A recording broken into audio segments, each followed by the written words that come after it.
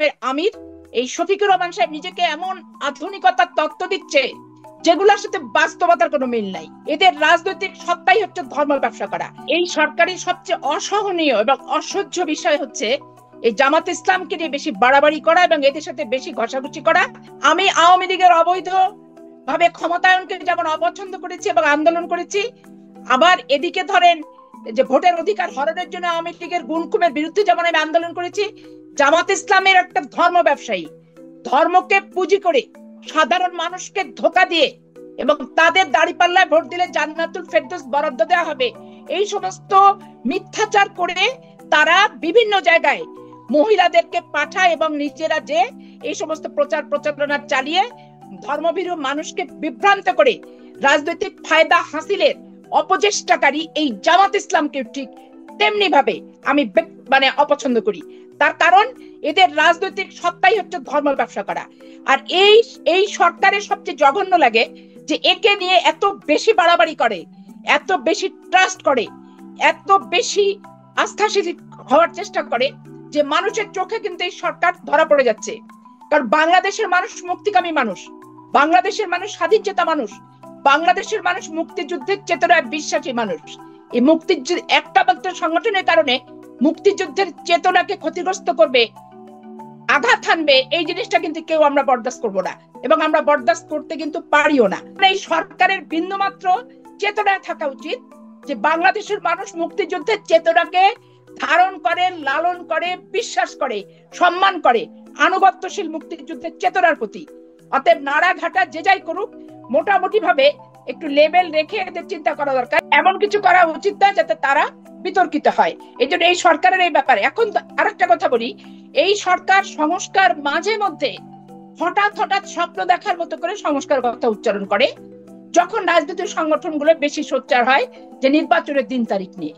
এখন তারা যদি মনে করে যে ইচ্ছা মতো সময় নিয়ে দীর্ঘায়িত হওয়ার পরে হঠাৎ হঠাৎ আমরা সংস্কারের কথা বলে আমাদের ক্ষমতায়নটা দীর্ঘায়িত করব, এটাও কিন্তু অশুভ লক্ষণ হবে, অশুভ ইঙ্গিত হবে।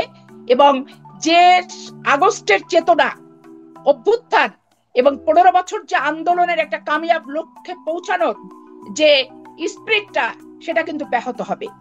এরা যখন ক্ষমতার বিপক্ষে থেকে ক্ষমতাসীনদের নিয়ে এরা সমালোচনা করেছে, আজকে এরা বাজার দর নিয়ন্ত্রণ করতে ব্যর্থ, মানুষ মেনে নিচ্ছে দাঁতে দাঁত চেপে যে হচ্ছে ঠিক আছে একটা অবৈধ শাসককে সরিয়ে এসছে, একটু সময় দিই। আজকে ট্রাফিক জ্যাম এত বেশি ঢাকা শহর গোটা বাংলাদেশে, সেখান থেকে ধরেন মানুষ নাভিশ্বাস এবং কোথাও কোনো সিস্টেম নাই, শৃঙ্খলা নাই, প্রশাসন নীরব হয়ে বসে আছে, কোনো কার্যকারিতা নাই, টেবিল চেয়ার আছে, পোস্ট আছে, বেতন খাচ্ছে কিন্তু ভূমিকা নাই। কারণ প্রশাসনে এত অবৈধ শাসনের ক্ষমতা প্রয়োগ করে অভ্যস্ত হয়ে গেছে যে তারা বৈধ শাসনের কথা, কি করা উচিত, দায়িত্ব এবং কর্তব্য বোধটাও কিন্তু তারা ভুলে গেছে। এমত অবস্থায় ইনারা যদি মনে করেন দল গঠন করব, ক্ষমতায় বসে থাকবো, থেকে একটা পাতানো নির্বাচন দিব, বাংলাদেশের মানুষ কখনোই কোনো এই অবৈধ এবং এই টাইপের মানসিকতা সম্পূর্ণ সংগঠন ব্যক্তি এদেরকে মেনে নেয়নি, সমর্থন দেয়নি, মানবে না, মানতে পারে না।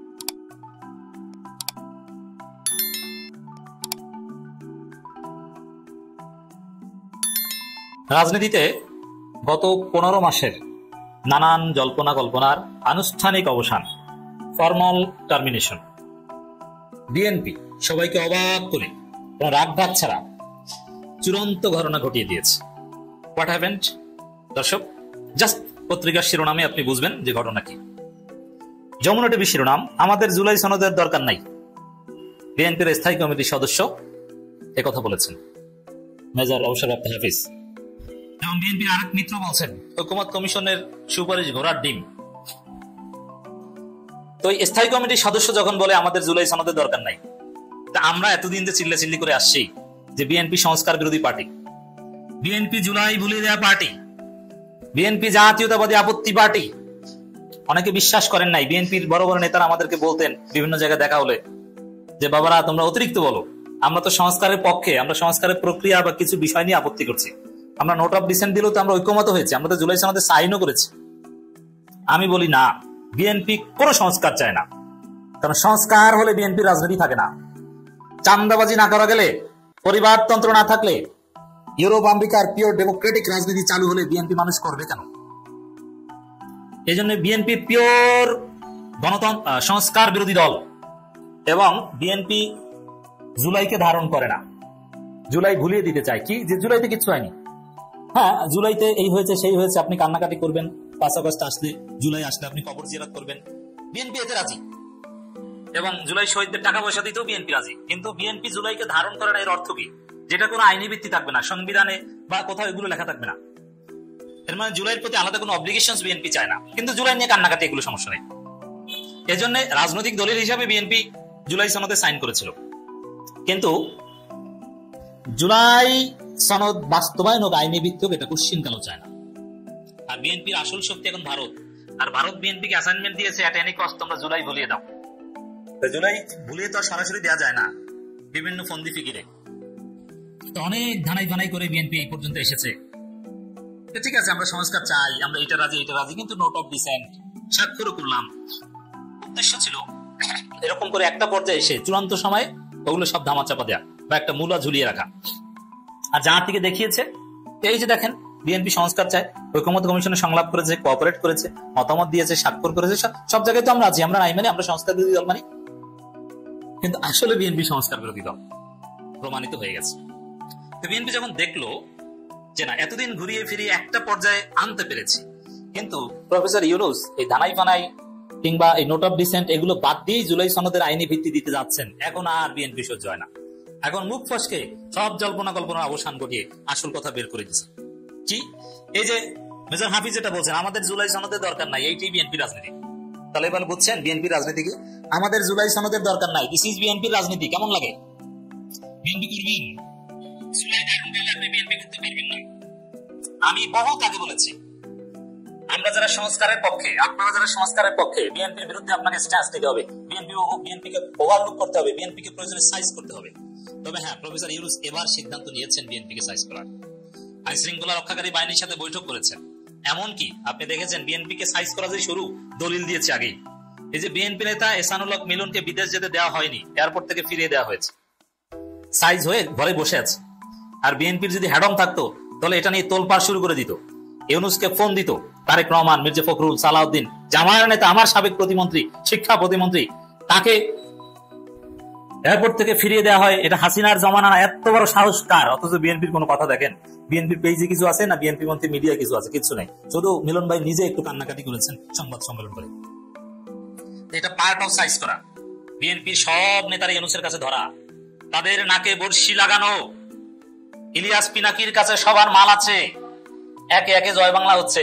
এই যে ডাক্তার জাহিদ টেককে ইলিয়াস খেয়ে দিয়েছে, দেখেন না কোন জায়গায় কোথায় নারী সাপ্লাই দিত, কোন সিন্ডিকেটের মাধ্যমে আওয়ামী ব্যবসায়ী, বিএনপি ব্যবসায়ী এদেরকে জিম্মি করে টাকা পয়সা ইনকাম করতো। এই দান্দাবাজি সব ইলিয়াস প্রমাণ করে দিয়েছে। অতএব এদের কোনো রাজনীতি নাই। আসল কারণে এইটা দেখেন যে আমাদের জুলাই সনদের দরকার নাই। ধন্যবাদ জানাই হাফিজ স্যারকে, আমি স্যার বলি তাকে, শ্রদ্ধেয়, যে সত্য কথাটা বলেছেন। হাফিজ স্যার আবার মজার লোক, দেখেন স্যার বলি এক একজন রাজনীতিবিদকে এক একভাবে অ্যাড্রেস করি, তার চাইতে সিনিয়র কাউকে ভাই বলি, কাউকে চাচা বলি, কাউকে স্যার বলি, যে কারণেই হোক না কেন, হোয়াটএভার। তো এখানে হাফিজ স্যার মজার মানুষ, কখনো নতুন একটা দলে কিংস পার্টিতে হাসিনা, সাকিব আল হাসান এদের সাথে করে ফেলেন, আবার কখনো সেই কিংস পার্টি থেকে ফিরে আসেন, কখনো তারেক রহমানকে গালি দেন, খালেদা জিয়ার সমালোচনা করেন, আমরা সংস্কার বন্দী, এখনো ভিডিও আছে ইউটিউবে, আমরা সংস্কার বন্দী, খালেদা জিয়া তারেক বাদ। সেই সংস্কার বন্দী হাফিজ এখন আবার বিএনপির স্থায়ী কমিটির সদস্য, তিনি আসল ঘটনা ঘটিয়ে দিয়েছেন, বলে দিয়েছেন যে জুলাই সনদ আমাদের দরকার নাই। এর অর্থ হচ্ছে জুলাই আমাদের দরকার নাই, জুলাইতে কিচ্ছু ঘটেনি, জুলাই বাদ দাও। সে হাসিনার সংবিধানে আমাদের সবকিছু, সুপ্পুই আমাদের আব্বা, অতএব এই হাসিনা এবং আমার আব্বার সংস্পর্শে একটা নির্বাচন দাও, সেই নির্বাচনের মাধ্যমে আমাদেরকে ক্ষমতা দাও। কোন প্রক্রিয়ায়? যেভাবে 1/11 আওয়ামী লীগকে ক্ষমতা দিয়ে দেওয়া হয়েছিল, ওইভাবে আমাদেরকে ক্ষমতা দিয়ে দাও। তো দর্শক, ঘটনা ক্লিয়ার। দেখেন আমরা আরেকটু দেখি। আর এক পান্ডা বলছে সিপিবি সভাপতি, এই বিএনপির বন্ধু, বিএনপি এরা একসাথে ডলাডলি করে, ঐকমত্য কমিশনের সুপারিশ ধরার দিন। এক বন্ধু বলে ধরার দিন, আর বড় বন্ধু বড় ভাই বলে যে এটা আমাদের দরকার নাই। তাহলে যারা জুলাইয়ের পক্ষে, আপনি স্পষ্ট শত্রু মিত্র চিনে রাখেন, বিএনপি জুলাইয়ের বিপক্ষের শক্তি। এটা যদি আপনি বিশ্বাস করতে না পারেন, আপনি জুলাই ভিত্তিক বাংলাদেশ, নতুন সংস্কার, শহীদদের রক্তের হক আদায় করা, এটা আপনি পারবেন না। বিএনপি স্থায়ী কমিটির সদস্য মেজর অবসর হাবিজুদ্দিন আহমেদ বলেছেন, আমাদের জুলাই সনদের প্রয়োজন নাই, একটি সংসদ প্রয়োজন যারা গণতন্ত্রকে বাস্তবায়ন করবে। এখন জুলাই সনদের প্রক্রিয়াটা কি? গণভোট। গণভোট দরকার নাই, সংসদ। কারণ সংসদে ধান্দাবাজি করা যায়, গণভোটে ধান্দাবাজি করা যায় না। জনগণকে এক কথা বলে ক্ষমতা এসে সংসদে তো যারা সংখ্যাগরিষ্ঠ, ওটা একটা নাটক নাটক করে করা যায়। গত 54 বছরের সংসদে কোন ব্যালেট ডেমোক্রেসি চর্চা করেছে আমরা দেখেছি। এই জন্য তারা গণভোট ভয় পায়। সংসদে প্রতারণা করা যায়, সংসদীয় গণতন্ত্রের মধ্যে প্রতারণা আছে, কিন্তু ডিরেক্ট ডেমোক্রেসি গণভোটের মধ্যে প্রতারণা নাই। জনগণ যেটা চায় অ্যাবসলিউটলি সেটা। অতএব দর্শক, বিএনপির কথা ক্লিয়ার, আমরা জুলাই সনদ চাই না। তাহলে গত 15 মাস যাবত সংস্কার কারা চায়, সংস্কার পক্ষে বিপক্ষে যত জল্পনা কল্পনা সব ধুয়ে মুছে সাফ হয়ে গেছে।